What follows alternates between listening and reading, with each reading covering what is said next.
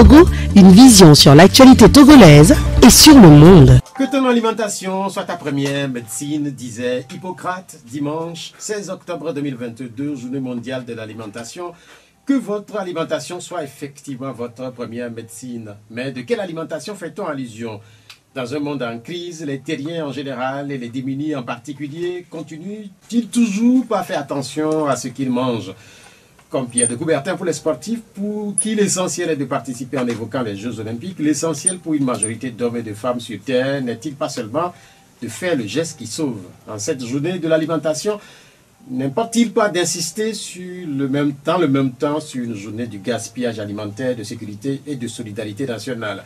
Cette semaine, une forme de solidarité nationale s'est poursuivie dans le pays à travers l'opération Zéro Cataracte. De nombreux Togolais de Lomé ont massivement répondu à l'appel des autorités. On savait que de nombreuses maladies circulent déjà dans le pays. Celles des yeux n'ont jamais été aussi massivement portées sur les places publiques de la capitale. Parmi les patients, les daltoniens ou ceux souffrant d'une confusion des couleurs, généralement une confusion entre le vert et le rouge, confondent-ils aussi la couleur rose, puisque ce mois, cette couleur est mise en avant dans la lutte contre le cancer des seins. Depuis 2 semaines, Octobre Rose déroule son agenda à travers sensibilisation et collecte de fonds.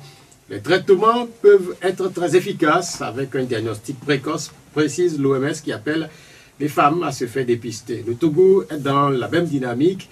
Le pays accentue en outre sa volonté de développer le secteur du numérique. Invité à la Banque mondiale, Fagna Singbe a pu présenter la vision, les actions et les ambitions du Togo. En vérité, le pays cumule de nombreuses ambitions, dont celle de lutter aussi contre la corruption. Le Togo vient de se doter d'un plan quinquennal de lutte contre ce fléau, un phénomène maintes fois dénoncé par les partis de l'opposition, notamment les partisans de l'Alliance nationale pour le changement. Cette semaine, l'ANC a célébré ses 12 ans. 12 ans que Jean-Pierre Fabre et ses soutiens ont lancé leur parti après une brouille à l'Union des forces de changement. À quoi se résume aujourd'hui le projet de changement? Cette question se retrouve dans la série proposée cette semaine par le Parti des travailleurs à 3 mois de la commémoration des 60 ans de l'assassinat de Sylvanus Olympio. Claude Améganvi appelle à la réflexion. Avant cet appel, les Togolais ont découvert une nouvelle coalition de la société civile, l'IDAO, où Espoir est porteur de 10 préoccupations, parmi lesquelles des questions sociales mais aussi politiques. Pendant ce temps, les journalistes du Togo parcourent dans les détails leur convention collective. Pour nous accompagner ce dimanche, Éric Dupuis, porte-parole de l'ANC. Avec lui, nous ferons le bilan des 12 ans du parti, le D12 avec les numéros 96 50 34 37 et puis 70 43 09 70. Mise en onde, Romaric Freitas. Éric Dupuis, bonjour. Bonjour, monsieur Etioublé. Comment? Bonjour, madame. Bonjour, monsieur le Comment? directeur de Radio Pyramide. Je suis pressé de vous demander comment vous allez. Oh, mais je vais très bien.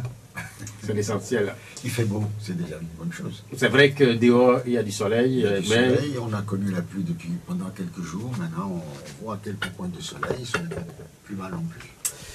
Vous êtes chargé à la communication à l'Alliance nationale du changement. Vous êtes porte-parole de ce parti. Vous côtoyez beaucoup la presse. Vendredi, la presse nationale a eu enfin sa convention collective. Je dis enfin parce que c'est un sujet qui date des années 2000, début des années 2000. Une réaction à cette évolution? Oh, on ne peut que s'en féliciter. Quand une profession s'organise et se dote de moyens juridiques pour sa protection, moi je ne peux que m'en féliciter. Je sais comment évolue la presse togolaise depuis des années. Je sais les difficultés que les travailleurs dans ce secteur rencontrent tous les jours au niveau des embauches, au niveau des salaires. Certains patrons de presse qui ont des difficultés à survivre. Si cette corporation professionnelle peut avoir la chance de s'organiser et de se doter de moyens pour avoir vraiment une... comment dirais-je, une convention collective, on ne peut qu'applaudir. Maintenant, il y a eu le 14 la signature de cette convention collective. Attendons de voir son application. De toute manière, c'est quelque chose qui va évoluer. D'après ce que je crois savoir, son application serait dans environ 2 ans. Et je sais que les syndicats, vos syndicats, les syndicats du patronat, sont à pied d'œuvre pour mener à bien cette entreprise qui est une autre chose. Vous avez utilisé un verbe entre-temps, vous parlez de suivre. Quand vous évoquez la presse, sans doute que vous connaissez très bien cette presse. Est-ce que vous avez des confidences faites notamment par des journalistes sur le vécu quotidien? Bien sûr, puisque vous n'êtes pas sans savoir que j'ai des amis dans votre profession.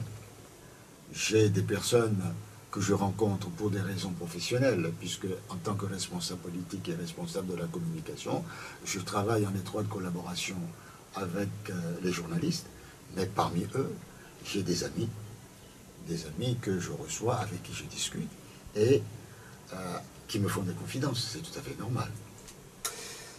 Vous avez dit aussi qu'une chose est de signer, une autre chose est de pouvoir l'appliquer. On sait qu'il y a un moratoire d'un an renouvelable, une fois, est accordé dans l'application des nouvelles dispositions.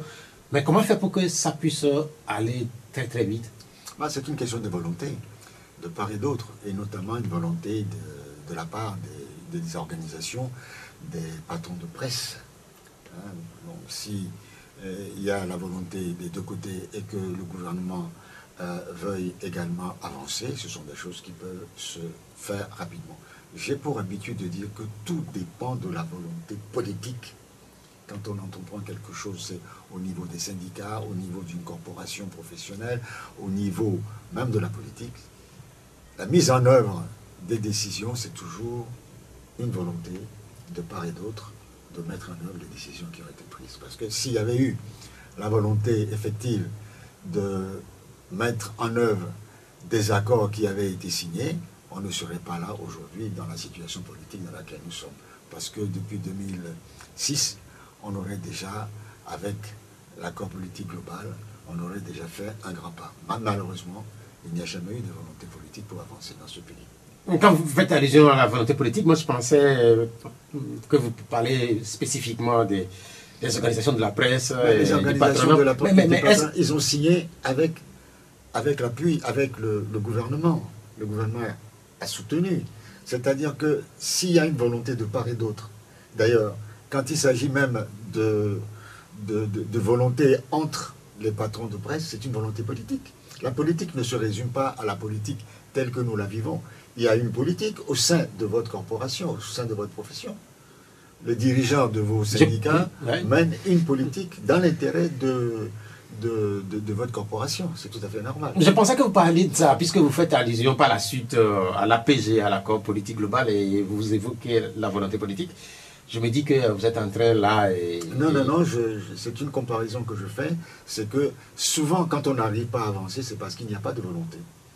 Revenons aux journalistes. Il y a ce qui m'a été dit cette semaine par un confrère journaliste. Il dit, nous passons tout notre temps à dire que tel corps de métier a des difficultés, a des soucis. Nous allons à des conférences de presse pour défendre ou porter la voix des démunis. Mais curieusement, il y a presque personne pour nous défendre, nous journalistes. Quand il avait dit ça, je me suis dit, waouh, il n'a pas totalement tort.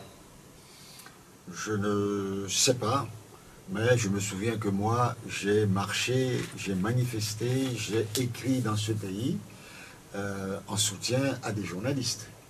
Rappelez-vous, quand il y avait Radio Légende qui était fermée, j'étais dans les rues. Quand il y avait la télévision, rappelez-moi le nom. LCF. LCF, quand il était fermé, j'ai manifesté dans ce pays. La radio qui était à Côte-d'Ivoire-Copé, je ne me rappelle plus du nom. Radio X-Solaire. X-Solaire était fermé, j'ai manifesté également.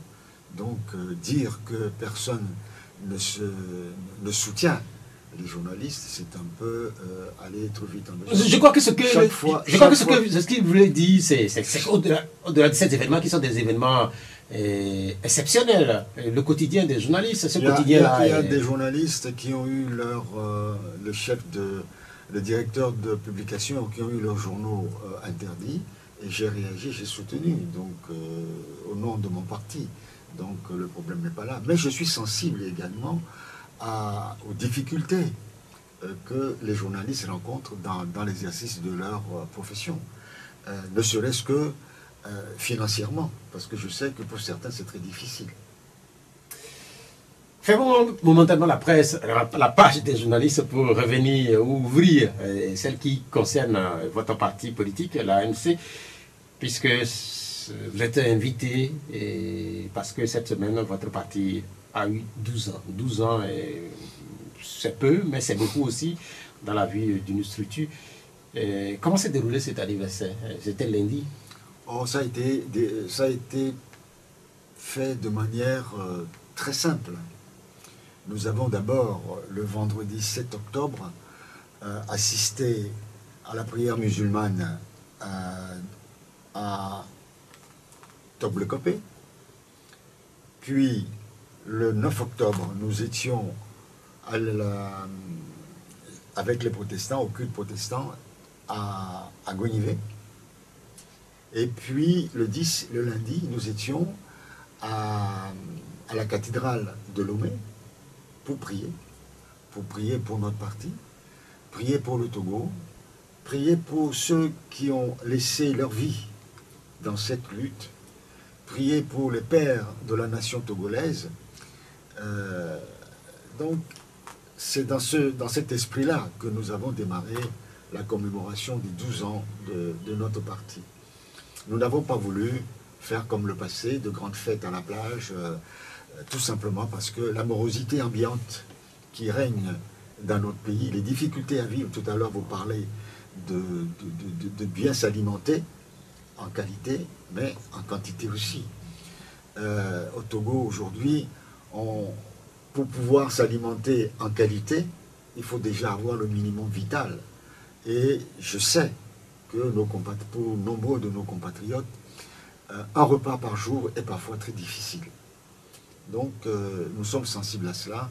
C'est pour cette raison que nous n'avons pas voulu faire une grande fête. Cependant, ce week-end, aujourd'hui le 16, il y a un pique-nique au siège de notre parti, organisé par la DNC, les dames de l'ANC, parce que ce sont des militantes qui ont connu les années 60, le temps de l'indépendance. Je ne sais pas si vous étiez encore vous deviez être peut-être un peu jeune à l'époque. Au lendemain du 27 avril, il y avait des pique-niques. Mais quel 27 avril? Non, mais dans les années 60. Oui, mais moi, je n'étais pas né. Ah bon, vous ne savez Vous voyez, je vous croyais plus vieux que ça.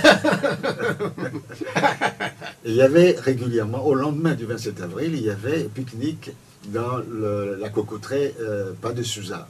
Et c'était un moment de retrouvailles des Togolais, un moment de partage des Togolais, ce qui a disparu aujourd'hui. Aujourd'hui, le Togolais est devenu un loup pour un autre, pour son voisin. On craint le voisin, on craint le citoyen togolais, on n'a pas confiance et chacun s'enferme. Et ça, c'est tout simplement parce que on nous a divisés, on nous a menti, on a détruit cette volonté de solidarité, cette volonté de partage que le Togolais avait avant. C'est malheureux. Donc, nos dames ont voulu perpétuer cela. Elles organisent cet après-midi, donc, un pique-nique au siège du parti. Et je sais que, bon, c'est ouvert à tout le monde. Et puis, le clou de cette commémoration, c'est le 30 octobre à Gwenévé, où il y aura une grande rencontre de l'ANC, du Bureau national et de son président, avec les fédérations, avec les sympathisants et militants de l'ANC, en présence du président qui va délivrer un message très important. Vous avez dit tantôt que lundi, vous avez prié, et notamment pour le Togo. Spécifiquement pour le Togo, qu'est-ce que vous avez demandé? Vous savez, le Togo va mal. Le Togo va mal. Tout à l'heure, nous avons parlé de difficultés à survivre, des difficultés à s'alimenter 2 fois par jour. Ces difficultés-là, quand on voit, quand on entend des gens, des compatriotes se plaindre, et ça fait mal au cœur. On souhaite vivement que demain, qu'il y ait une égalité des chances au Togo, que tous les enfants de ce pays puissent aller à l'école avec les mêmes chances de réussite, qu'au sortir de l'école, que tous les Togolais aient les mêmes chances d'avoir accès à un emploi décent qui permette de nourrir sa famille, de s'abriter et de se développer culturellement et intellectuellement. Aujourd'hui, ce n'est pas le cas. C'est réservé à une minorité. Certains ont la chance, dès que le bac est terminé, les enfants partent à l'étranger dans les grandes universités, dans les grandes écoles de formation, boursiers, ou alors les parents sont assez riches pour le faire, mais pour la grande majorité des Togolais, il n'y a pas cette chance-là. Ils vont rester ici, ils vont aller à l'université, et ici au Togo, et pour la plupart, quand ils vont finir, il n'y a pas d'emploi. C'est ça le drame. Et nous prions que demain soit meilleur pour cette jeunesse, cette nouvelle génération de Togolais. De plus en plus de Togolais prient, que ce soit des particuliers ou des organisations organisées comme la vôtre, même au niveau du pouvoir, pour les grandes célébrations, on se retourne vers les prêtres ou les pasteurs. Est-ce que c'est finalement la prière qui finira par sauver ce pays? Je ne le pense pas, mais la prière est symptomatique de la souffrance. Hein, je ne sais pas. Moi, je suis un amoureux du jazz et du blues. Et quand on écoute le blues, le fondement même du blues, ça traduisait la souffrance. C'était une forme de prière de nos grands-parents, de nos ancêtres, esclaves aux États-Unis. C'est ça le fondement. L'homme est ainsi fait. Quand l'homme souffre, quand l'homme a de l'incertitude pour le lendemain, il se réfugie dans la prière, il se réfugie dans l'au-delà, il se dit, bon, sur terre, je n'ai pas la joie de vivre, je souffre, je ne suis pas bien, je prie pour notre Créateur, je prie pour le Maître de l'univers, pour que demain, si je dois partir, pour que demain, là où je serai, soit mieux que le temps que j'ai passé dans ce monde. C'est d'une tristesse absolue. Et quand vous allez dans les églises, quand vous allez, vous avez parlé des mosquées, des pasteurs, ainsi de suite, mais vous allez voir, observez un peu les gens qui prient, qui sont vraiment à cœur dans la prière, pas ceux qui vont à la messe pour montrer qu'ils sont croyants, parce que c'est à la sortie du dimanche, à belle voiture, costume joli. Non, je ne parle pas de ceux-là. Je parle de ceux qui vont vraiment prier et se confier à Dieu. Non, je pose la question parce que on a l'impression que c'est un effet de mode, puisque au final, tout le monde va à l'église et que ça soit au niveau de ceux qui sont au pouvoir, ou de ceux qui veulent arriver au pouvoir, vous évoquez la souffrance, eux tous prient. Donc à un moment donné, on peut se poser la question si, par exemple, ceux qui sont au pouvoir ou ceux qui sont dans l'opposition, est-ce qu'ils ont les mêmes définitions de ce que vous appelez la souffrance? Il y en a qui prient pour remercier Dieu de les avoir gratifiés de ce qu'ils ont. Et oui, quand vous êtes immensément riche, vous ne savez même, vous ne pensez pas un jour arriver à ce niveau-là et que ça vous tombe dessus et que maintenant vous n'avez plus besoin de payer votre électricité et d'acheter le pain quotidien, ainsi de suite, mais vous remerciez la chance. Et cette chance-là, vous pouvez l'appeler Dieu. Mais à côté, celui qui a du mal à manger, qui a du mal même à ramasser vos miettes, il est à côté, il prie pour que ça lui arrive aussi un jour. 12 ans, c'est passé très très vite. Ben oui, 12 ans, c'est une adolescence. Hein, un enfant de 12 ans, c'est l'adolescence. Mais un enfant de 12 ans, c'est beaucoup de choses apprises en peu de temps. Vous savez qu'un enfant, à partir de 2 ans, 2 ans et demi, avale une capacité d'information extraordinaire. Un enfant de 3 ans, 2 ans et demi, 3 ans, évolue du jour au jour au lendemain, découvre des vocabulaires, emmagasine des choses extraordinaires. Et ceci continue jusqu'à l'adolescence. Ça va continuer avec la vie. Mais quand on arrive à 10, 12 ans, on est en CM2, on se prépare pour rentrer en 6e ou alors on est en 6e. C'est une évolution extraordinaire. Et vous ne pouvez pas vous imaginer la somme d'informations que cet enfant a acquise en 12 années. C'est ça l'expérience extraordinaire de l'ANC. Mais il ne faut pas oublier que l'ANC n'est pas arrivée sur la scène politique comme ça du jour au lendemain. L'ANC est née avec les dents dans la bouche, hein, avec de longues années d'expérience. Il y a les initiateurs de l'ANC, les pères fondateurs de l'ANC, avaient déjà passé 20 ans, 30 ans dans la lutte politique, pour l'alternance politique. Donc, c'est une très très bonne expérience et l'ANC se félicite d'avoir obtenu en 12 années l'écoute des populations togolaises, l'estime des populations togolaises et d'avoir été soutenu par les populations togolaises. Donc, pour moi, c'est une gageure et on ne peut que remercier les populations togolaises, on ne peut que remercier les militants, les militantes et militants, les sympathisants d'avoir permis à l'ANC de continuer à se battre jusqu'à aujourd'hui. Il y a encore beaucoup de travail devant nous. Mais je retiens de votre développement que vous êtes des enfants qui sont nés avec des dents à la bouche. En réalité, dans nos traditions, quand un enfant est né de cette façon-là, c'est un monstre. Je ne sais pas si on peut l'appliquer à des gens qui sont au niveau de la l'ANC. Est-ce que vous êtes des monstres? Il y a des monstres sympathiques. Nous sommes un monstre. Et si on n'était pas des monstres, on ne serait pas le parti à abattre par non seulement le régime en place, mais également nos amis de l'opposition. Là, par exemple, je ne sais pas si ce que vous décrivez là, je ne sais pas si cette situation, elle continue pas à être celle-là, puisque vous l'évoquez très souvent quand on vous invite, que vous êtes le parti à battre, notamment par vos collègues de l'opposition. Je ne sais pas si la situation, elle a évolué entre-temps ou pas. Elle a évolué, mais pas dans le bon sens. Mais si elle n'a pas évolué dans le bon sens, là, ça veut dire qu'on court vers la catastrophe alors.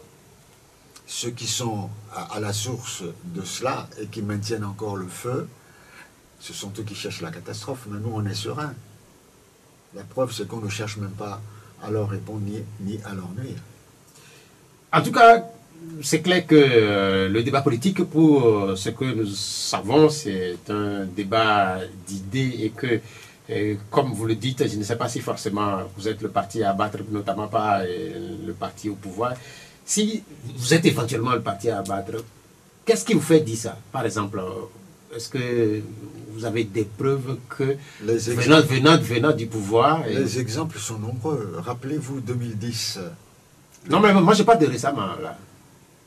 Bon, écoutez, 2013, c'est encore vieux. Qu'est-ce qui s'est passé en 2013? Les marchés de Lomé, qui ont été... Les marchés de Lomé n'ont rien à voir avec l'ANC, là. Ben, l'ANC était accusée d'être à la source de l'incendie des marchés. Monsieur Jean-Pierre Fabre est toujours accusé jusqu'à aujourd'hui. Oh, mais en fait, moi-même, j'ai été inculpé. Mais vous n'êtes pas les seuls. Vous n'êtes pas les seuls. Non, mais attendez. Il y a nombreuses personnes qui ont fait la prison à cause de ça. Alphonse Bogo a fait la prison.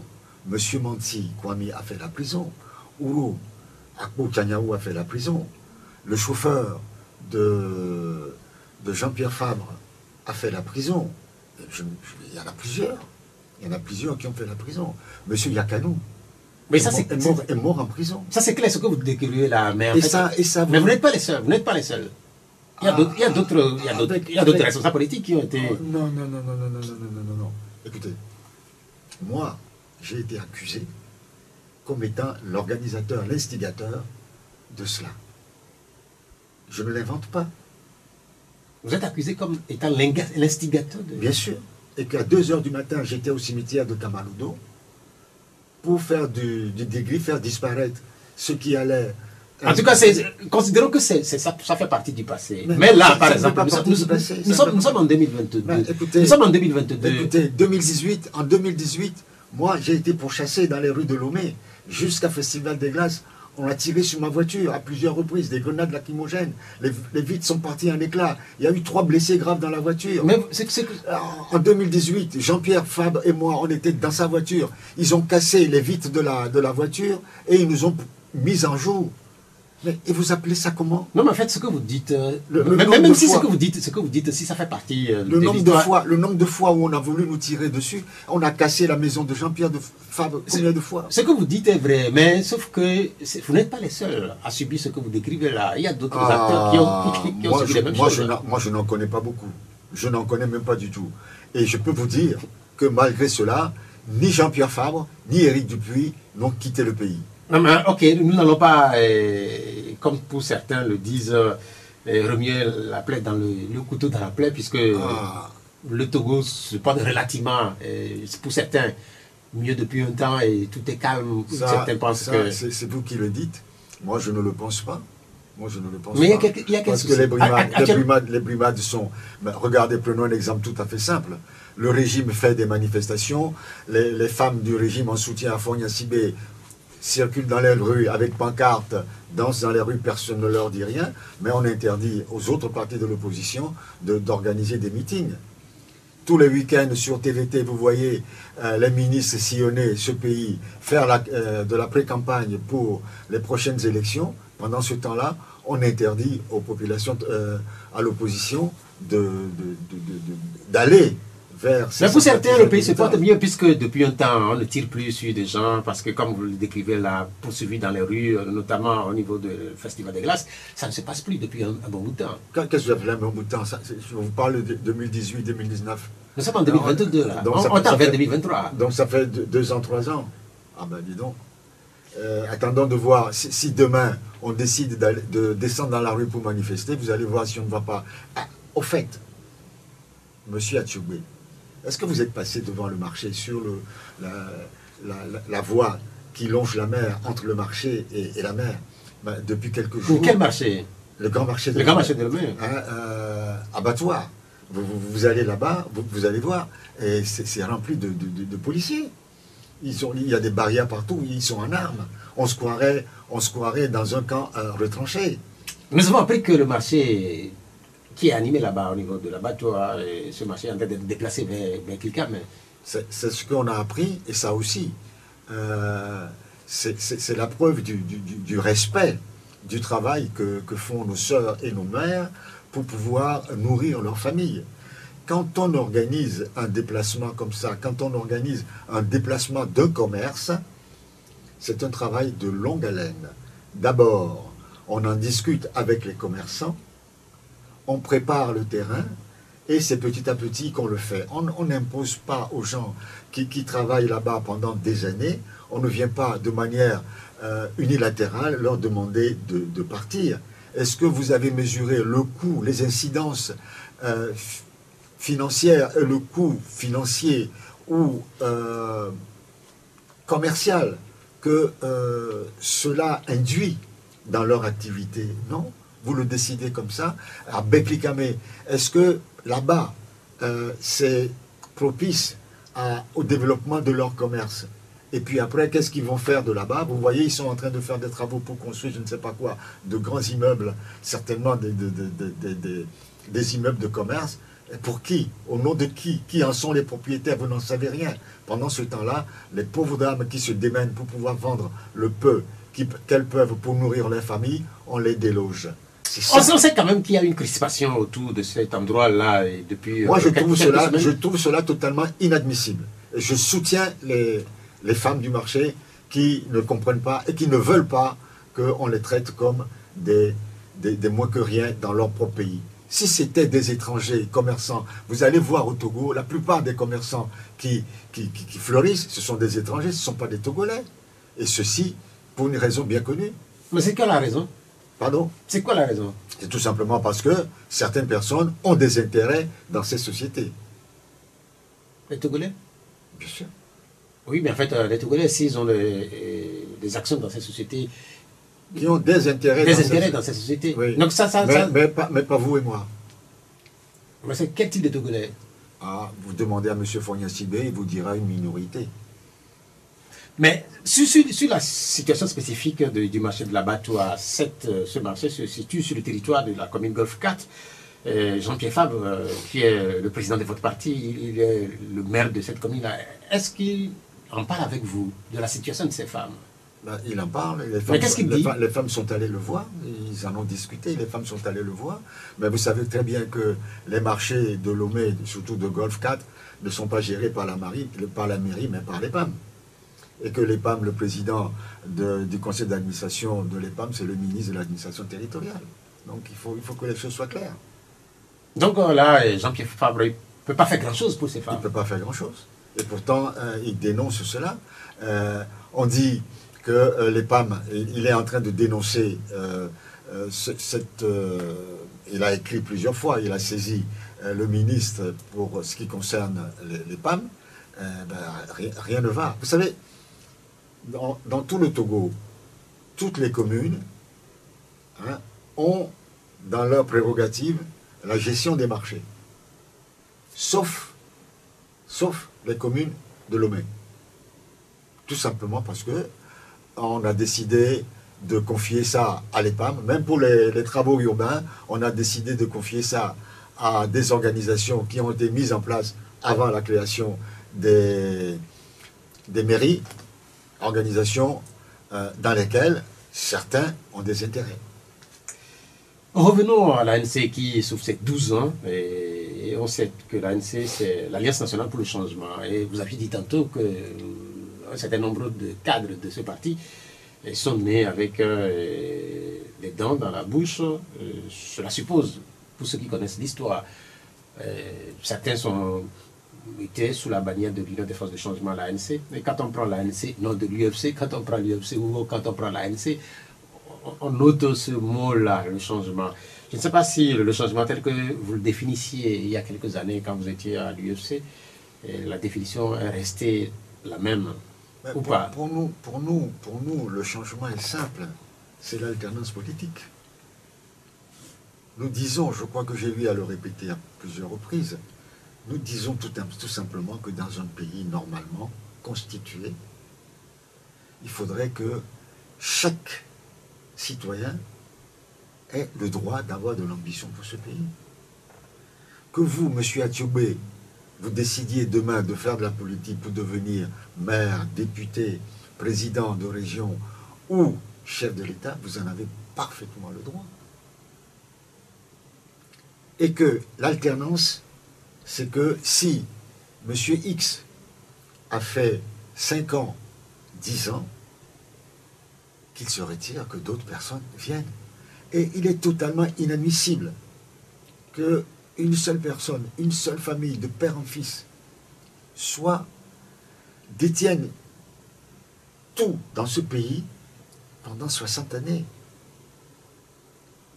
Tout à l'heure, vous me disiez que dans les années 60, vous n'étiez pas né. Donc j'en déduis que vous n'avez connu qu'une seule famille présidentielle au Togo. C'est dramatique. C'est dramatique. Moi, ça me fait froid dans le dos. Ce que nous souhaitons, c'est que le Togo, nous avons des hommes et des femmes valables au Togo. Des gens qui ont fait des études, des gens qui ont des capacités, des gens qui ont de l'amour pour ce pays, des gens qui ont de l'amour pour leurs concitoyens. Que chacun puisse espérer diriger ce pays.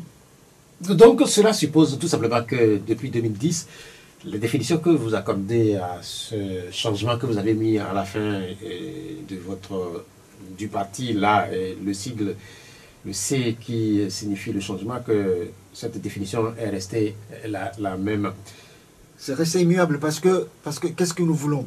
Nous voulons un pays plus juste, un pays plus égal, un pays plus responsable, un pays qui appartienne à tous ses enfants, pas seulement à une minorité. Est-ce que vous pensez que cette situation que vous dénoncez là, elle est prête à être changée, à évoluer, que éventuellement cette alternance qui est votre cheval de bataille, et le Togo est prêt à l'obtenir ou à le réaliser? Monsieur Attiobé, il y a eu de l'alternance politique au Ghana, plusieurs fois. Il y a eu des alternances politiques au Bénin, plusieurs fois. Il y a eu des alternances politiques au Nigeria, plusieurs fois. Il y a eu de l'alternance politique au Burkina Faso. Bon, on peut dire qu'au Burkina Faso, il y a eu beaucoup de coups d'État, il y a eu beaucoup de militaires qui ont pris le pouvoir, ainsi de suite. Mais il y a eu des alternances politiques. Au Mali, au Niger, au Sénégal. Pourquoi chez nous, il n'y a pas eu d'alternance politique depuis 60 années? Et qu'on reste toujours là, dirigé par une seule famille, soutenue par l'armée.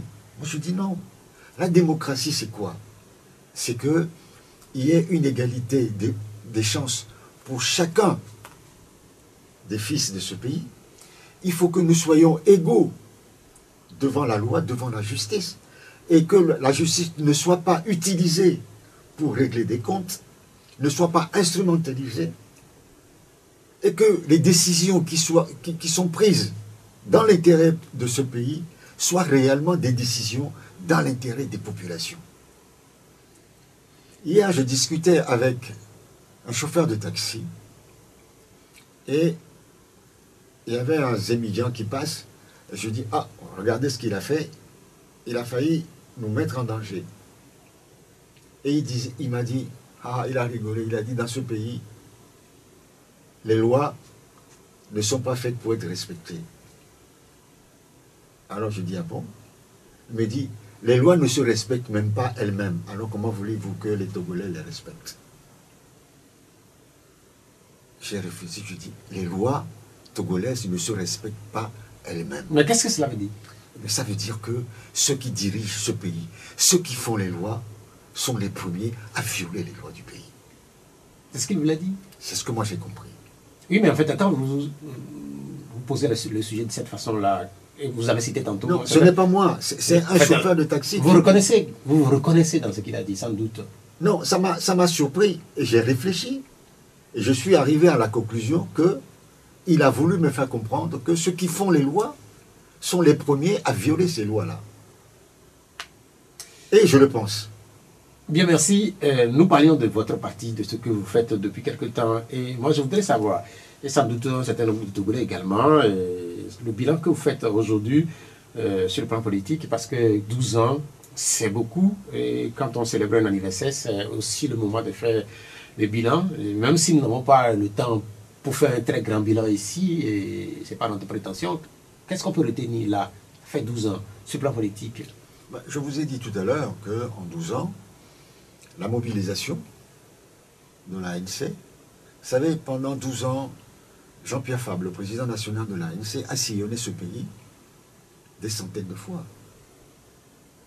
En une année, il faisait à peu près 200-300 meetings à l'intérieur du pays. Je trouve que c'est quelque chose d'extraordinaire qu'un chef de parti ait ce souci d'aller à la rencontre des populations de son pays. Heureusement que notre pays n'est pas si vaste et que c'est facile de le parcourir rapidement, mais cela impose beaucoup de sacrifices. Il a fait pendant 12 années. Je pense que c'est quelque chose qu'il faut noter à l'actif de l'ANC. 300 meetings chaque année? En moyenne, oui. Oui, ces dernières années, quand même, il n'y a pas eu de meeting.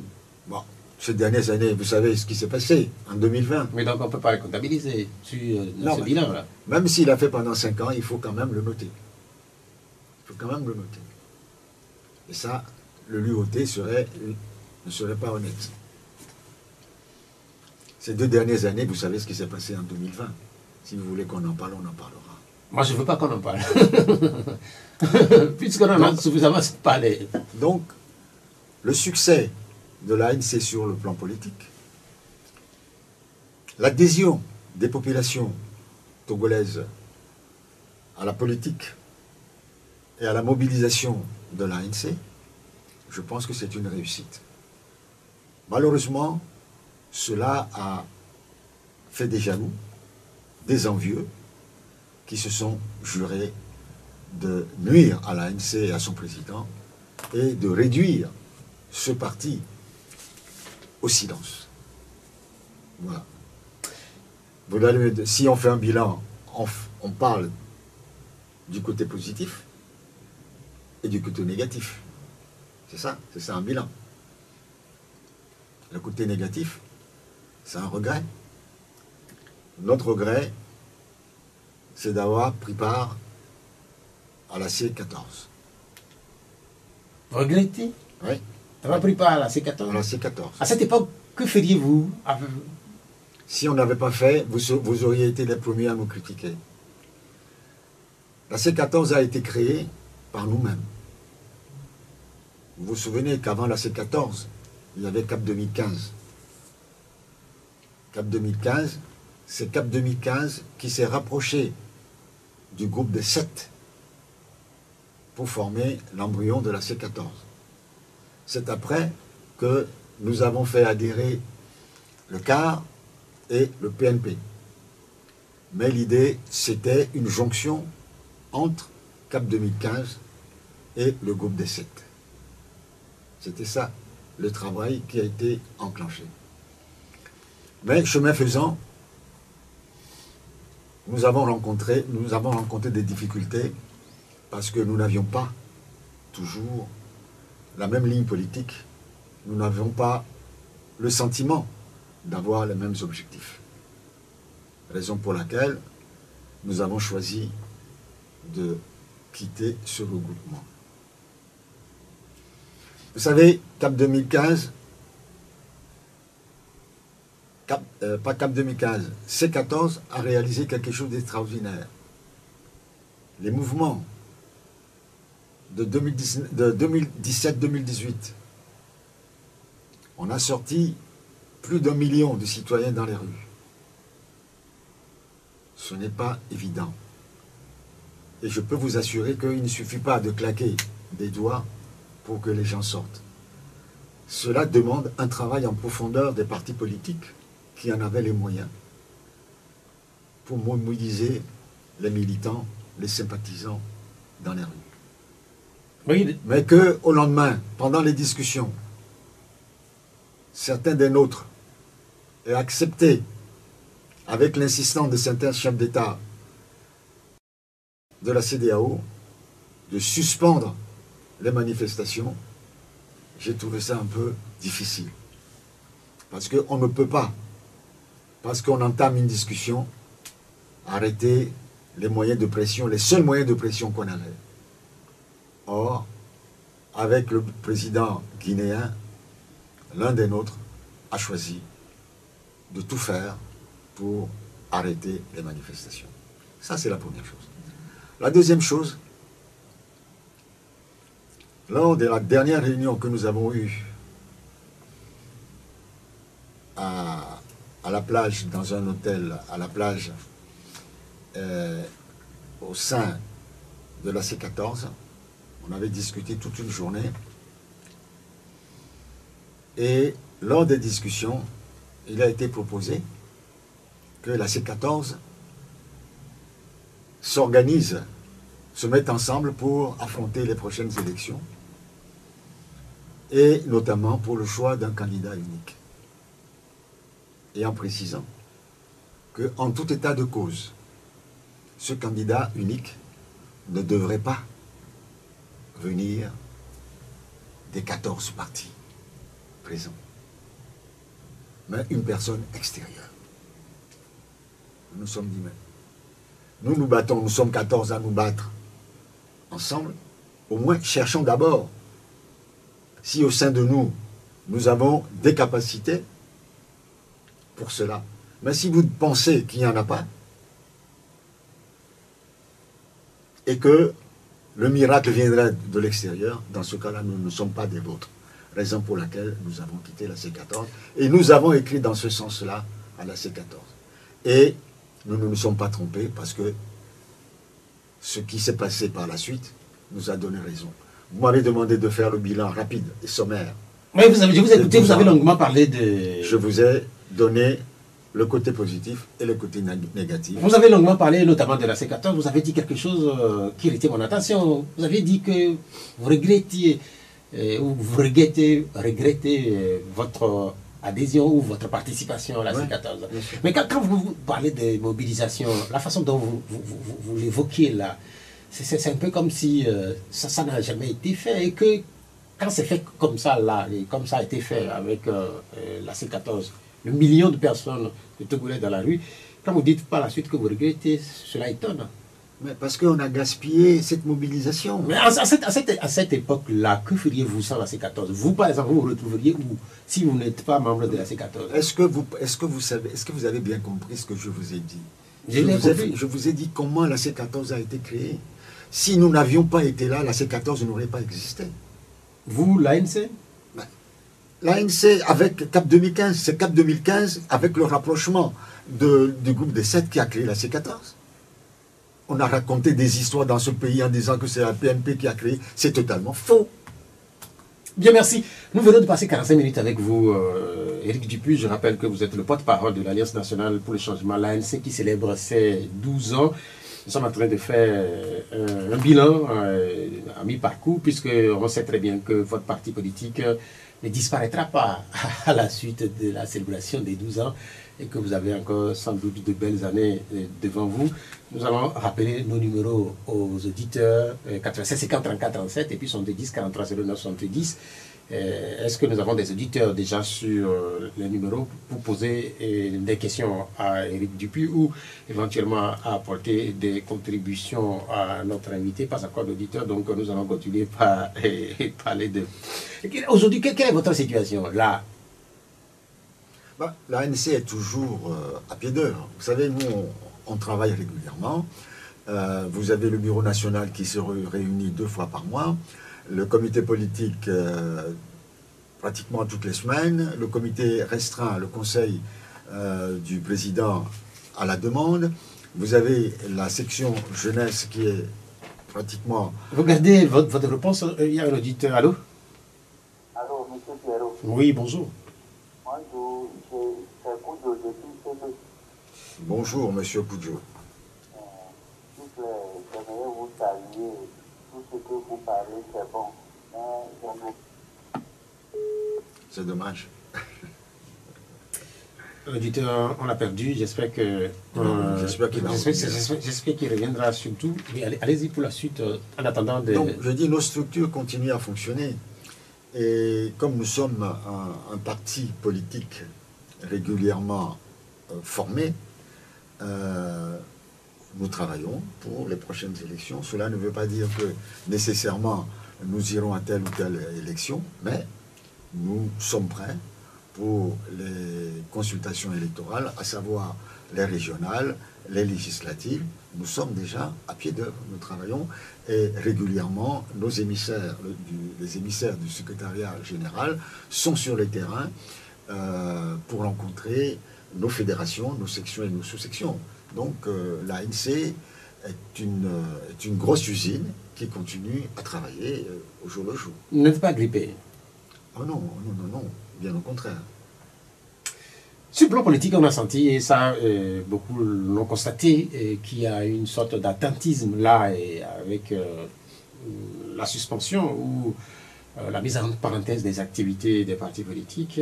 Il y a une dizaine de jours, si ma mémoire est bonne, ou un peu plus, votre parti réécrivait à nouveau pour dire son désaccord par rapport à la situation. Est-ce que depuis là, les lignes ont pu bouger? Non, pour l'instant, on n'a pas réécrit pour un meeting. On a écrit pour un meeting pour le 30 octobre, mais c'est dans un lieu clos. Donc, en principe, cela ne devrait pas poser de problème. C'est dans un lieu clos. C'est à la place des fêtes TDM à Agonivé. Donc, bon, c'est chez les religieux, chez les catholiques. Donc, je ne pense pas que ça leur pose des problèmes. Mais je dis qu'il est totalement difficile de comprendre que pendant que le régime est en pré-campagne, on interdise à l'opposition, toutes les positions extra-parlementaires notamment, de commencer à aller à la rencontre des populations. Parce que quel est le rôle fondamental d'un parti politique si c'est de ne pas s'adresser à ses militants? Vous allez faire un meeting dans un lieu clos, vous l'avez dit, chez les catholiques. Oui, Oui, je suis dans une... vous avez dit que c'est dans une place de fête, là. Oui. Pourquoi? Parce que je suis surpris, quoi. Non, c'est tout simplement, on l'avait fait. Vous savez, quand on fait nos congrès, c'est chez les protestants, à Niékonakoué. Ce n'est pas nouveau. À Niékonakoué, Mais c'est pas là-bas, par exemple, c'est dans une église. Là, par exemple... Ah non, c'est pas dans une église, c'est une salle. C'est une salle qui est accolée à l'église, chez les protestants à Niékonakoué. Et là-bas, c'est pareil. Ça permet d'avoir un espace qui peut accueillir peut-être 500, 1000 personnes, plus de 1000 personnes. Donc, c'est intéressant de pouvoir... Parce que notre objectif, aujourd'hui, c'est de nous adresser à nos populations, c'est de leur parler. Mais est-ce que c'est pas ce que vous faites déjà là, Ou à la radio? combien de personnes, excusez-moi, monsieur Atchoubi, combien de personnes écoutent votre radio là où nous sommes aujourd'hui? C'est dimanche. Il y en a qui sont peut-être à la plage, parce que le dimanche, tout le monde est à la plage. Il y en a qui sont en train de faire la grasse matinée. Il y en a qui sont en train de manger leur foufou ou leur fétri, ainsi de suite. Donc, or, celui qui fait la démarche de quitter sa maison pour aller à un meeting, écouter le discours d'un parti, c'est déjà quelque chose. Tandis que vous êtes chez vous, à la maison, en train de boire un bon vin ou un bon whisky, vous ne vivez pas directement l'information comme vous le vivrez, vous la vivrez si vous avez fait la démarche d'aller vers la personne pour l'écouter. Mais quand vous vous adressez aux militants à travers la radio, au-delà de vos militants, et vous profitez pour vous adresser également à d'autres Togolais. Est-ce que c'est pas aussi confortable? Est-ce que c'est pas aussi intéressant? C'est aussi bien, mais la démarche est totalement différente. La démarche est totalement différente. Mais c'est le terrain qui vous manque, en fait. Le terrain, c'est la base même de la mobilisation, c'est le terrain. Vous ne pouvez pas faire de la politique si vous vous cantonnez à des émissions de radio ou quelques passages à la une des journaux. Non, ce n'est pas de la politique. La politique, c'est d'aller à la rencontre, au contact de nos populations, de nos citoyens, aller voir comment ils vivent au jour le jour, prendre connaissance de leur situation dans leur village, dans leur hameau. C'est ça le travail d'un homme politique. Allô? Allô, monsieur Pierrot, bonjour. Bonjour. S'il vous plaît, monsieur Koudjo, depuis Togo. Ah, bienvenue. Allez-y. Merci, je salue le président de la ANC qui est arrivé nous expliquer de ce qui se passe. Allô, Koudio? Oui, monsieur Pierrot. Oui, c'est pas le président de l'ANC, c'est le porte-parole de l'ANC. Il s'appelle Éric Dupuis. Oui, s'il vous plaît, j'aimerais lui demander de son explication au micro là. Le son, pardon, on n'entend pas bien ou bien là où que je suis là, ça ne vient pas bien chez moi. Je ne le saisis pas bien. Quand à vous, monsieur Pierrot, vous parlez, votre voix, ça vient bien. Mais en fait, ce que vous demandez, c'est que notre invité puisse parler un peu plus fort. Tout à fait, tout à fait. Ok. Oh, je suis désolé, monsieur Koudjo. Je vais mettre la faute sur le technicien qui règle le problème là-bas. Moi, je suis un néophyte, hein. J'ai le micro devant moi, j'essaye de parler, mais j'ai une voix un peu grave, une voix qui ne porte pas très, très, très fort. Sinon, je serai obligé de crier et je risque d'incommoder monsieur Atchoubi. D'accord. Ok, Ok, merci beaucoup de nous rappeler, Koudio, aussi, c'est juste pour ça, et j'espère que le message est passé et que notre invité va faire l'effort de parler un peu plus fort. Il y a un auditeur qui, en fait, c'est pas une question, en réalité, il dit, s'il vous plaît, est-ce que c'est Patrick Lawson qui est au micro? En réalité, oui, c'est une question. Oui, ce n'est pas Patrick Lawson qui est là. Non, ce n'est pas Patrick Lawson. Monsieur Patrick Lawson est le premier vice-président de l'ANC. Je suis Éric Dupuis, le responsable de la communication, porte-parole du parti et conseiller spécial du président national. Justement, Patrick Lawson, qu'est-ce qu'il devient? On n'entend plus parler de lui là, en fait, on ne l'entend même plus. Oh ben Patrick Lawson, disons qu'il est souffrant. Hein. Je saisis l'occasion pour lui faire un petit coucou. Hein. Dieu merci, il va très bien actuellement. Quand on évoque l'ANC aussi, et nous sommes en train de faire un bilan après 12 ans, on ne peut pas s'empêcher de dire quelques mots de votre leader, Jean-Pierre Fabre. Je continue de constater toujours qu'après 6 ans ici à Pyramide, et nous n'avons jamais eu la chance de l'avoir, notamment au D12, je fais une nouvelle invitation à travers votre personne. J'espère que nous l'aurons finalement un de ces dimanches ici. La question a été posée tout à l'heure par votre technicien et je lui ai dit qu'il me semble qu'il était déjà venu. Donc vous me confirmez qu'il n'est pas encore venu. Je vais lui en parler dès demain au Bureau national pour voir ensemble s'il peut venir passer 1h30 avec vous. J'en suis persuadé, ce serait avec plaisir. Ce serait avec plaisir que nous le recevrons ici à Pyramide FM. Vous savez très bien que notre rôle, c'est de donner la possibilité à chaque leader politique de s'exprimer. C'est ça qui fait la démocratie, en fait. C'est ce que nous pensons, ça qui fait la démocratie. Il y a un problème chez nous à l'ANC, c'est que nous avons une commission communication. Il y a beaucoup de gens qui parlent au nom du parti.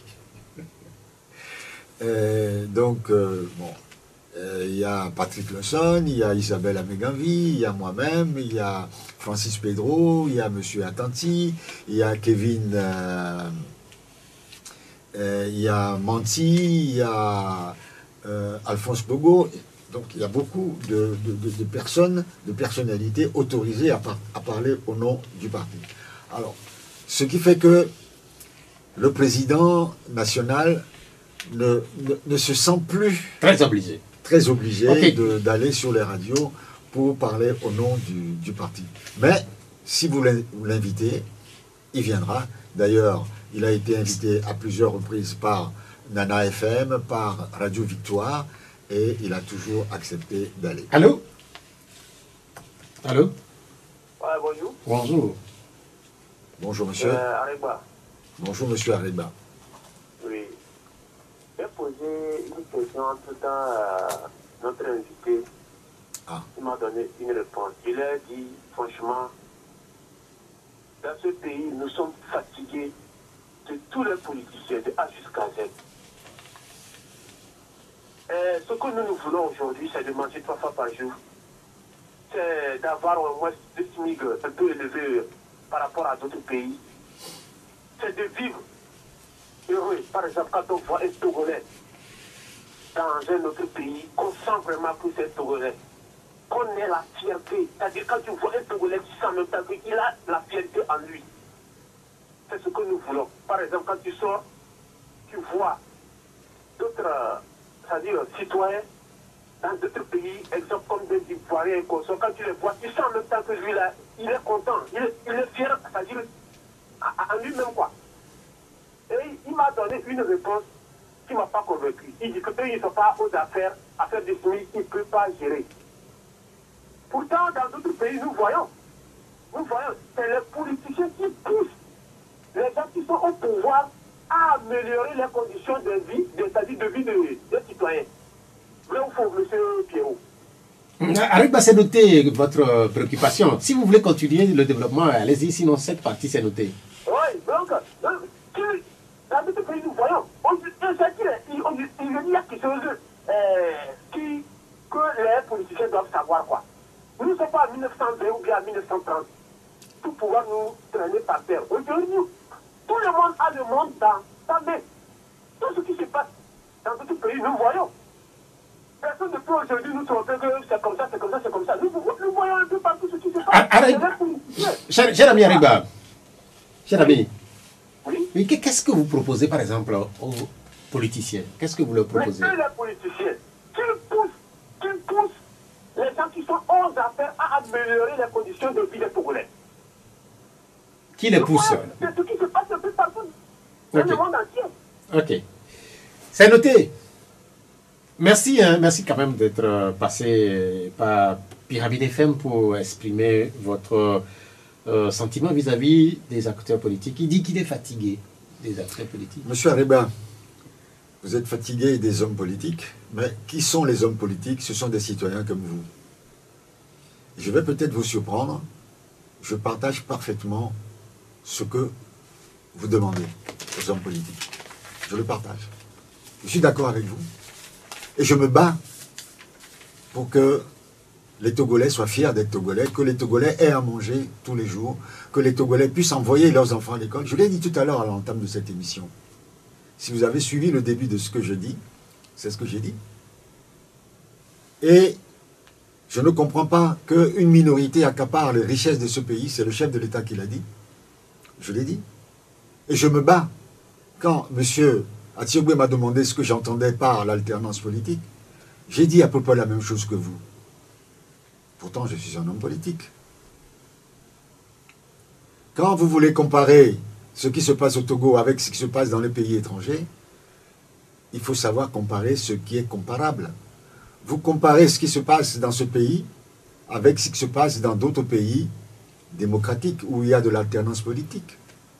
C'est les mêmes personnes qui régentent ce pays depuis plus de 60 ans, qui ne veulent pas que vous mangiez à votre faim, qui ne veulent pas que vous envoyiez vos enfants à l'école, qui ne veulent pas que vous soyez fiers d'être Togolais. Je suis Togolais. Moi, je me bats pour que demain, vous aussi, vous ayez de l'ambition pour ce pays. Que vous aussi, si vous avez envie d'être chef d'entreprise, que vous soyez chef d'entreprise. Si vous voulez être député, que vous puissiez l'être. Si vous voulez être, que vous ayez toutes les possibilités d'avoir de l'ambition pour ce pays, de l'ambition pour vous et votre famille. C'est noté, c'est noté. C'est pour ça que nous nous battons. C'est pour ça que nous, en politique de l'ANC, nous nous battons. C'est noté. Il n'y a pas de différence entre vous, citoyens, et nous, responsables politiques. On retourne au téléphone, allô? Allô? Allô? Oui. Bonjour. Oui, bonjour, monsieur. Papa Sodinet. Tout d'abord, je salue l'invité. Pierrot. Oui. La question que moi j'aimerais poser aux invités, tout d'abord, c'est pas que je vais la motiver. Oui, je sais.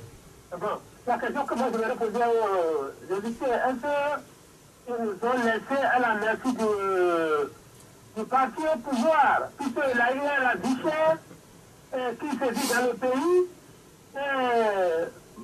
Vraiment, le parti, vous, ANC, qu'est-ce que vous dites de la vie chère qui se vit dans le pays? Merci.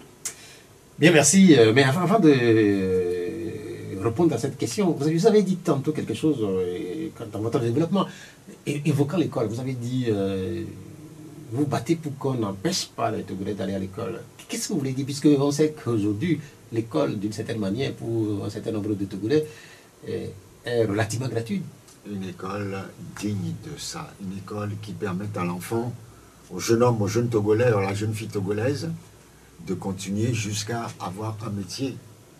Or, nous savons le taux d'échec au Togo, nous le connaissons. Nous connaissons les difficultés que les enfants, les jeunes ont à aller à l'université et à trouver un travail décent dans ce pays. Nous le savons. Donc, pourquoi ne pas le dire? Est-ce qu'on est satisfait de comment la scolarité est faite au Togo? Non. Si la scolarité était bonne, satisfaisante, pourquoi ceux qui ont les moyens, certains dirigeants, envoient leurs enfants dans les écoles privées ou à l'étranger? Pourquoi? Si les écoles étaient aussi bonnes, pourquoi, dès que leurs enfants ont passé le bac, ils sont aux États-Unis, au Canada, en France ou autre? Pourquoi? Mais ça aussi, ce n'est pas que Togolais, puisque un certain nombre d'Africains se retrouvent notamment dans les universités les plus prisées du monde, aux États-Unis ou en France. Qui sont ceux qui les envoient? Soit les parents ont les moyens pour les envoyer, on ne peut que s'en féliciter. Mais quand vous êtes dans un pays où la grande majorité de la population n'a pas les moyens pour le faire, et qu'il n'y a qu'une seule minorité qui a le droit de le faire, demain, vous aurez des leaders qui seront issus de cette minorité-là. Donc, le système sera perpétué. La question de Sodinet. Papa Sodinet. Oui. Il dit qu'il a l'impression comme si vous avez démissionné. En réalité, un peu, c'est ce qu'il dit. Il n'a pas dit ça tout à fait. Il a dit, qu'est-ce qu'on fait? Il dit que vous les avez laissés à la merci du parti au pouvoir. On n'a pas laissé à la merci du pouvoir. Qu'est-ce que nous faisons de la vie chère? Le nombre de fois où je suis intervenu sur les radios à condamner le système qui fait qu'aujourd'hui les gens ont des difficultés à vivre, j'ai donné sur des radios le prix du maïs, le prix du sac de farine, de l'huile. J'ai expliqué ce qui se passe sur le marché de la typologie de l'abattoir, parce que moi-même, je vais faire mes courses. Je sais combien coûte la des mains, je sais combien coûte le poisson. Donc, je m'intéresse à la vie des Togolais. Et chaque fois que je peux le dénoncer, je le dénonce. Mais l'ANC n'a pas abandonné les populations togolaises. Mais malheureusement, nous ne sommes pas au pouvoir. Et nous ne pouvons pas changer les choses. Tout ce que nous pouvons faire, c'est de dénoncer les inégalités, c'est de dénoncer ce qui se passe au Togo. Reprenez nos déclarations, reprenez les prises de position de M. Jean-Pierre Fabre, reprenez nos interventions, vous verrez que nous sommes toujours présents. Bien, merci. Nous dénonçons régulièrement les injustices que vous subissez, monsieur. C'est noté. La question de Sergio de Diaplé, une question sur les réseaux sociaux notamment. Est-ce que l'ANC participera aux élections régionales prochaines? J'y ai répondu tout à l'heure. J'ai dit que l'ANC est un parti politique qui s'organise et qui se prépare pour toutes les prochaines échéances. Parallèlement, nous nous battons pour qu'il y ait un minimum de transparence dans ces élections-là. Nous avons écrit au ministère de l'administration territoriale pour demander des opérations foraines, pour des audiences foraines pour pouvoir délivrer aux Togolais des pièces d'identité. Mais on n'a toujours pas de réponse. Parce qu'on se dit, chaque fois qu'il y a des élections au Togo, les gens vont voter. Plus de 70% des Togolais votent sur témoignage. Si vous donnez à 70% des électeurs la possibilité d'exercer leurs droits de citoyen, c'est parce que vous considérez qu'ils sont des citoyens togolais. Le droit fondamental que la Constitution donne aux populations togolaises, c'est leur droit de vote. Vous accordez le droit de vote à plus de 72% des Togolais sur simple témoignage, et vous ne faites rien pour leur donner les éléments qui justifient ce droit-là, c'est-à-dire le certificat de nationalité et une carte d'identité. Je ne comprends pas. Je ne comprends pas. Dans la mesure où vous considérez que ces gens-là sont togolais, donnez-leur leur papier. Et pour le faire, en Côte d'Ivoire ça a été fait, au Nigeria ça a été fait, un peu partout ça a été fait, au Bénin ici ça a été fait, des audiences foraines, en peu de temps, une majorité de Togolaises et de Togolais auront leur acte de naissance. Un peu comme ce qui se fait depuis quelque temps concernant les cataractes. Nous en parlerons dans un instant, puisqu'il y a une opération, puisque vous parlez d'opération d'une opération non, foraine. Je parle d'audience foraine, c'est pas pareil. Oui, je sais. Autour des cataractes, on fait la même chose. Donc, on peut faire cette comparaison-là. Hein? Donc, il faut mettre ça à la disposition. Vous savez, laissez-moi terminer ça 2 secondes, s'il vous plaît. Hein? Vous savez, il y a des étudiants. Aujourd'hui, vous allez passer un examen. On va vous demander votre carte d'identité, une copie de votre extrait de date de naissance, original, l'original de votre certificat de nationalité. Mais, il suffit d'avoir une seule carte d'identité. Quand vous avez une carte d'identité fiable, infalsifiable, vous présentez votre carte d'identité, on sait que vous avez votre état civil dessus. On sait que vous avez, ça justifie de votre nationalité. On n'a plus besoin de vous demander les autres pièces d'identité. Et avec votre carte d'identité, vous aurez votre carte d'électeur. C'est tellement plus simple. Vous gardez votre réponse pour la suite, parce qu'il y a un auditeur qui patiente là. Allô? Oui. Allô? Oui. Oui, bonjour. Bonjour, monsieur. Oui, bonjour, monsieur. C'est monsieur? Oui, c'est monsieur Télé. Ah. Oui, allez-y, allez-y. Oui, bon, d'abord, je souhaite un bon anniversaire pour l'ANC. Merci. Ok, donc, pour les gens forains que vous dites là, je pense que c'est une bonne chose. Mais, est-ce que je sache, nous avons peut-être l'énergie pour rien, parce que le régime, est-ce que ne peut pas nous accorder ça? Après, peut-être par ce chemin, ça ne va pas nous rendre heureux. Alors, ce qui est élevé à faire aussi aujourd'hui, parce qu'il va dépenser de l'argent, il va dire qu'il n'y a pas d'argent, mais il sait qu'il va aller aux élections, mais il n'y a pas d'argent. Maintenant, ce qui est élevé à faire, c'est que la CENI qui organise les élections, il faut qu'on s'occupe de ça. Il faut que ça nous s'occupe. La bonne organisation des élections, le fichier électoral, et nous devons tout ce qui se passe et que les élections soient toujours frauduleuses. C'est de ça qu'il s'agit. Et il faut une unité d'action pour faire ce combat-là. Je pense que si nous allons rester pour parler de ce qui le régime ne peut pas faire, alors qu'il y a d'autres affaires que si on fait pression, il va le faire. Et il serait souhaitable comme ce type de ça. Ok, c'est noté. Merci d'être passé. Pelé, est-ce que vous avez fini le développement précédent? Vous avez perdu. Je pense que oui. Quand on évoque les audiences foraines, vous parlez de l'établissement des pièces d'identité. Ce qui se fait depuis quelques jours, depuis quelques semaines autour... Non, on va répondre à M. Pelé. Oui, je sais, on va répondre dans un instant à M. Pelé. Je faisais la comparaison avec l'opération dit zéro cataracte. Et puisque cette opération permet quand même à un certain nombre de Togolais de se faire traiter des maladies qui touchent les yeux. Sur cette opération-là, puisqu'en attendant éventuellement que les audiences foraines pour avoir les pièces d'identité ne soient une réalité, quelle est votre réaction sur cette opération qui a mobilisé beaucoup de Togolais de Lomé cette semaine? Le zéro cataracte. Vous savez, le cataracte, c'est l'opacité du cristallin. Hein? Quand le cristallin devient opaque, si vous ne soignez pas, petit à petit, vous êtes frappé de cécité. Vous pouvez même devenir aveugle. Ce n'est pas une maladie extraordinaire. C'est une maladie qui frappe tout le monde. Et ça vient de quoi? Ça vient tout simplement du vieillissement de l'œil. Et je vais vous faire une confidence. Allez-y. J'ai été opéré des 2 yeux de la cataracte. Ici ou ailleurs? En Europe. En Europe. Bien sûr. J'ai été opéré. Aujourd'hui, c'est une opération bénigne, ambulatoire. Vous allez, on vous fait ça très rapidement, et puis vous rentrez chez vous tranquillement.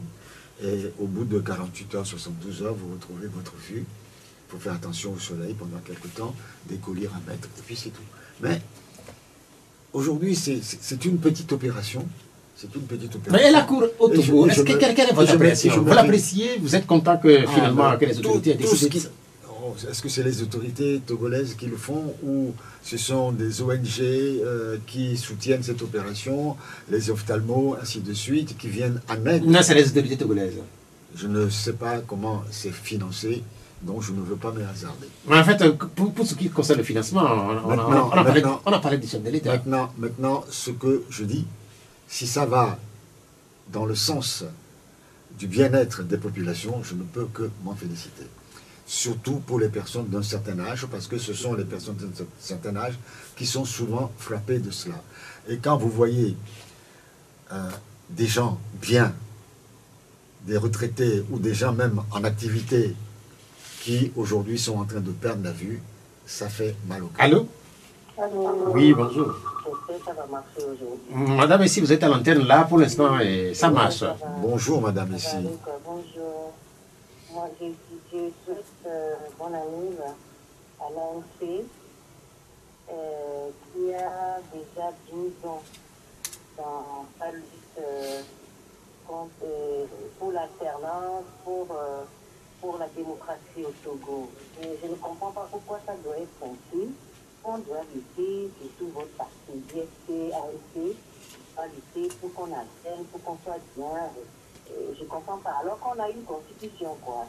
On a une constitution, il n'y a pas besoin de lutter pour que votre parti puisse rester de plus conséquent, c'est-à-dire professionnel, des blessés, des tués, tout ça là. Et je ne comprends pas. Et comme en France, la France a une constitution qu'on a reportée chez nous. Et ils n'ont pas tant de problèmes. Ça va comme sur des roulettes. Ça, c'est 2-4 ans. Après, ça altère sans problème, sans matière, sans crédit.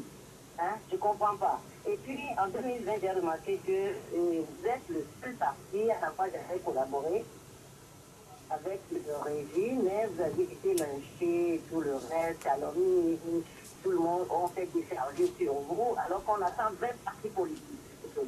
C'est pour vous dire que Niaoui ni moi, je ne vais pas abandonner Niaoui ni moi. Après.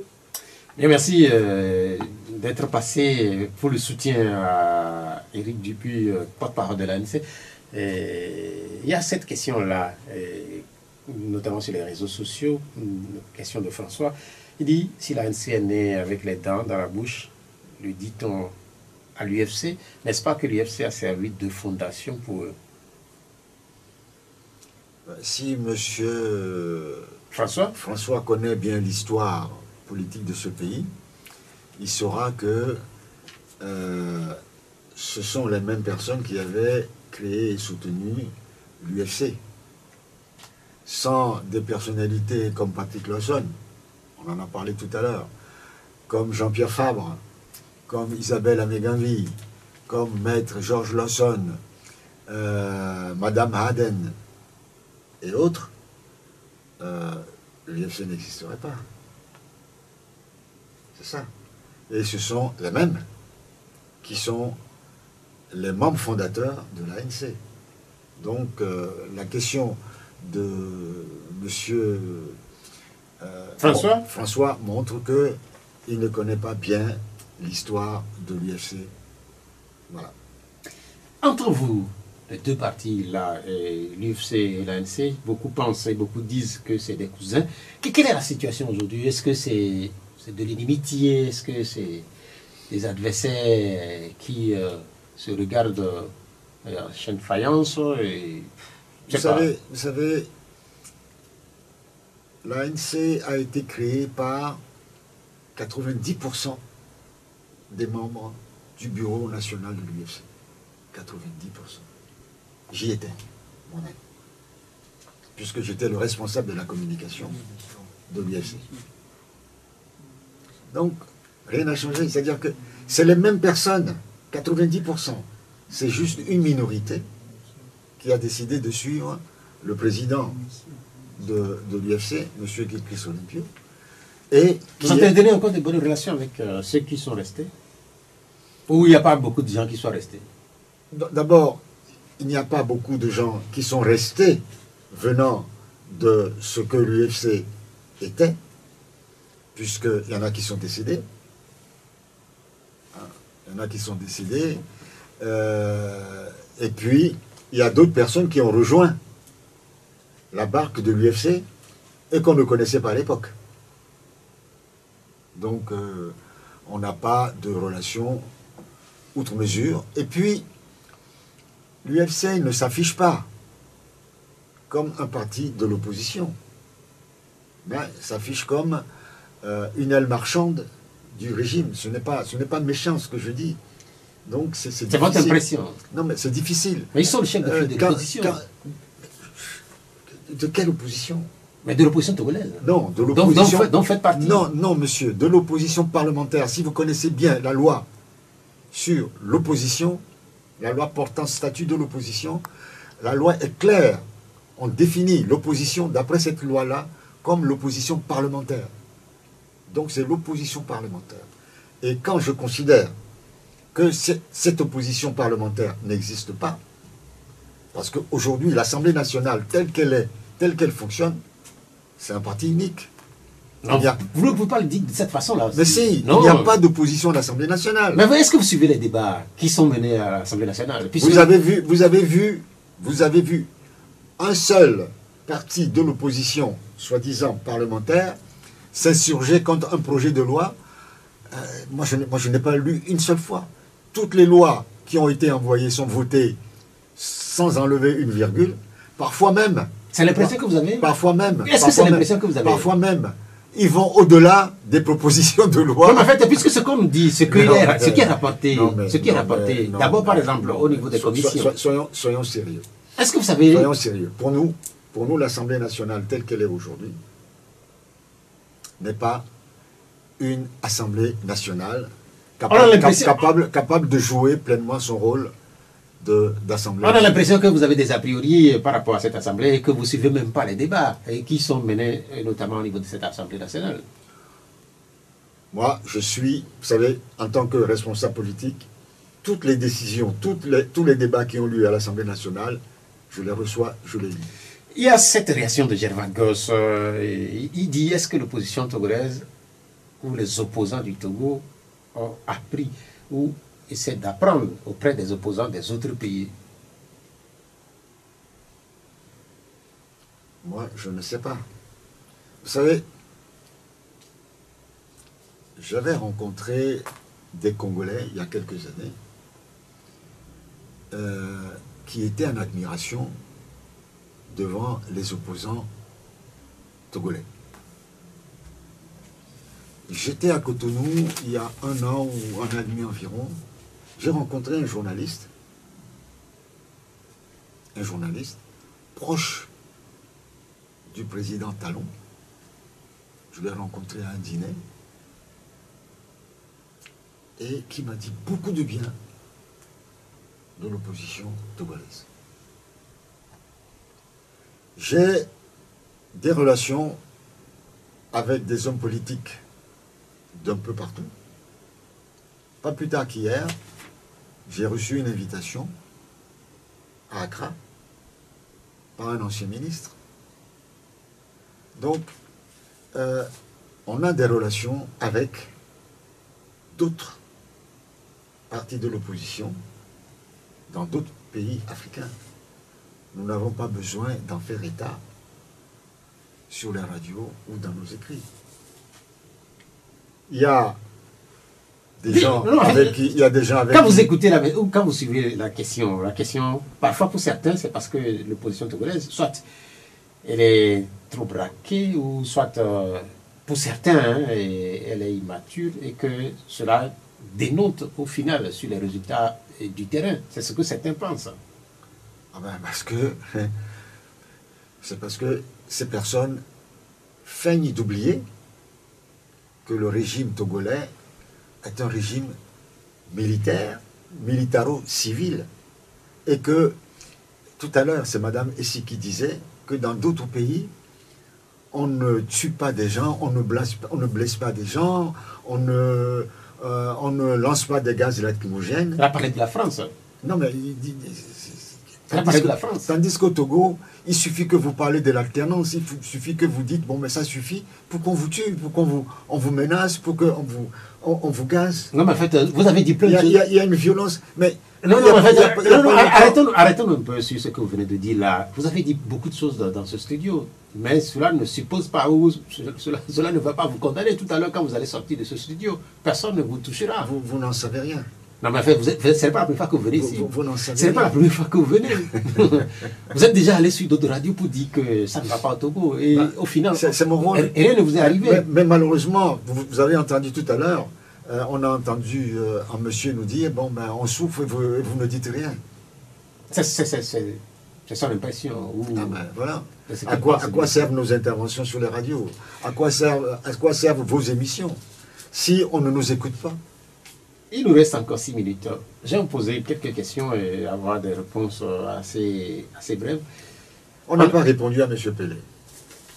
Pelé, qu'est-ce qu'il a demandé? Pelé dit que... Il dit qu'il est d'accord avec les audiences foraines, mais qu'on devrait s'attaquer davantage à la CENI, à savoir ce que fait la CENI pour qu'il y ait la transparence des élections. Le fichier électoral notamment. Et je voudrais tout simplement lui dire, parce que c'est important, je voudrais lui dire que en demandant des audiences foraines, c'est pour que les Togolais aient leur pièce d'identité pour pouvoir aller voter, pour qu'on sache qui va voter. Ça aussi, quand on a un fichier électoral, avec un recensement biométrique correct, et que 70% des électeurs ne sont pas électeurs par simple témoignage, ça permet déjà de s'assurer qu'il y a un minimum de transparence. Mais quand on laisse au régime en place de faire voter par témoignage des enfants de 12 ans ou des étrangers, là, le fichier électoral ne peut pas être fiable. Je voulais juste rajouter cela. Bien, merci. Voulais... Merci. Vous avez appris la mise en route sans doute la mise en route d'une nouvelle coalition, l'IDAO, qui signifie espoir. Et quelle est votre réaction après avoir appris cette nouvelle? Non, une nouvelle coalition, non. C'est une coalition de la société civile. Oui. Bon, donc, mais qui interviendra sans doute sur des questions politiques. Mais quel est le rôle, d'après vous, si vous me posez ça comme ça, quel est le rôle de la société civile? C'est ça le problème. Hein? C'est quoi le rôle de la société civile? La société civile, normalement, doit contribuer à la démocratie. Ce n'est pas un parti politique. Personne ne dit le contraire.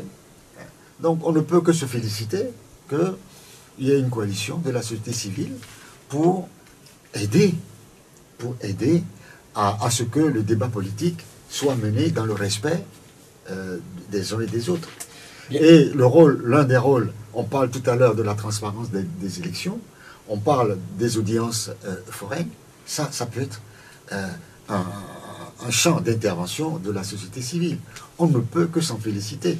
Dans toute démocratie, la société civile a un rôle. Mais il y a un risque, c'est qu'il y a une confusion pour certaines personnes de la société civile de se prendre pour des donneurs de leçons pour l'opposition ou alors d'avoir des visées politiques. Quand on a des visées politiques, moi je disais tout à l'heure qu'il faut que chacun ait de l'ambition pour ce pays-là. Si vous avez de l'ambition pour ce pays et que vous voulez jouer un rôle politique, faites-le à visage découvert. Allez créer un parti, soutenez un parti politique et vous serez député, ainsi de suite. Il y a cet appel. Mais ne vous mettez pas dans... On a compris. Mais il y a cet appel à la réflexion, cet appel qui est lancé par le leader du Parti des travailleurs, Claude Reganvi. Il appelle à la réflexion à l'orée de la célébration, de la commémoration des 60 ans de l'assassinat de Sylvanus Olympio. Oui, Sylvanus Olympio a été assassiné en 63. Ça va faire 60 ans l'année prochaine, 13 janvier l'année prochaine. Mais la réflexion continue. La réflexion continue. Malheureusement, elle a tendance à aller dans tous les sens. Qui a assassiné Sylvanus Olympio? Dans quelles circonstances? Il y a eu des écrits dessus. Il y a eu un homme qui s'est autoproclamé l'assassin, qui a dit « il n'a pas voulu marcher, je l'ai assassiné » devant les radios, devant les journaux. Et aujourd'hui, d'autres personnes disent « non, c'est pas lui, c'est la France », ainsi de suite. Il n'y a pas longtemps, la famille, certaines personnalités de la famille Olympio ont demandé l'ouverture des archives américaines pour avoir la vérité de cet assassinat. Et j'avais répondu en disant que j'étais surpris que ce soit une démarche de la famille, étant donné que le président Sylvanus Olympio, père de l'indépendance, père de la nation togolaise, appartient à tout le Togo. Donc vous adhérez à cette réflexion? C'est très important, c'est une réflexion très importante, parce que c'est notre histoire, c'est la source de l'indépendance de notre pays. Il appartient à tout le peuple togolais de réfléchir là-dessus et de repartir d'un nouveau pas dans la lignée des pères fondateurs de l'indépendance de ce pays. La dernière question, c'est sur aujourd'hui la célébration de la journée mondiale de l'alimentation. On se rend compte que autant beaucoup de terriens n'ont pas assez à manger, mais il y a certains qui ont assez à manger et qui gaspillent. Certains pensent qu'il faut beaucoup plus de solidarité. Qu'en pensez-vous? La solidarité, tout à l'heure je vous en avais parlé, nous on est très à cheval là-dessus. Mais quand vous me parlez des journées mondiales au Togo, nous aimons beaucoup les journées mondiales. Journée mondiale de la femme, mais on voit cependant comment les femmes sont traitées dans ce pays. Journée mondiale de la jeune fille, on voit comment les jeunes filles sont traitées dans ce pays, enceintes dans les écoles, dans les lycées, ainsi de suite. On parle de la jeunesse, de la journée mondiale de la démocratie. C'est pas qu'au Togo qu'on célèbre cette journée. On parle de la journée mondiale de la démocratie. la démocratie. Et il nous reste quelques... Il n'y a pas. Journée mondiale de l'arbre, on plante... Et il nous reste quelques secondes. On plante les arbres, et puis dès le lendemain, on ne se soucie pas s'il y a les chèvres qui viennent les manger ou pas. Ça ne sert à rien, les journées mondiales. Travaillons pour le développement du pays. Travaillons pour que les Togolais aient à manger.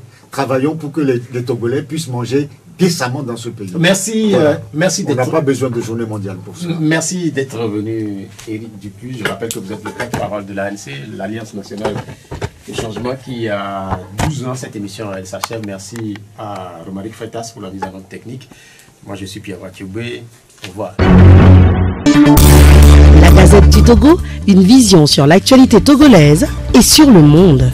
Rejoignez-nous sur le www.lagazettedutogo.com ou sur nos comptes Facebook, Twitter et YouTube. Pour tout contact, écrivez à contact@lagazettedutogo.com ou appelez le 92 80 88 53.